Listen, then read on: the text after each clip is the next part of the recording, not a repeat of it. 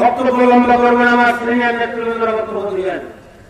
আজকে যে উদ্দেশ্যে আসছি প্রথমেই স্মরণ করতে চাই, বিগত আওয়ামী লীগ সরকারের আমলে বাংলাদেশ জাতীয়তাবাদী দলকে আজকে যারা উর্বর করে দুনিয়া থেকে বিদায় নিয়েছেন, আমাদের মফিজ নম্বর 7, আমাদের আরেক মফিজ নম্বর ওয়াহিদ ড্রাইভার, চাদর বজু থেকে শুরু করে অনেক নেতা কর্মী আজকে আমাদের মাঝে নেই।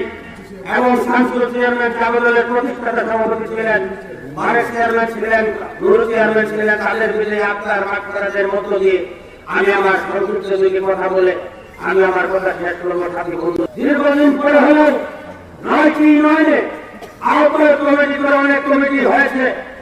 আমরা দেরিতে হলেও আজকে একটি সুন্দর সুশৃঙ্খল পরিবেশে পাঠানোর সকল নেতা কর্মী উজ্জীবিতর মধ্য দিয়ে আমরা এই কর্মী সমাবেশ করতে পেরেছি। তার কারণে আবারও ধন্যবাদ জানাই।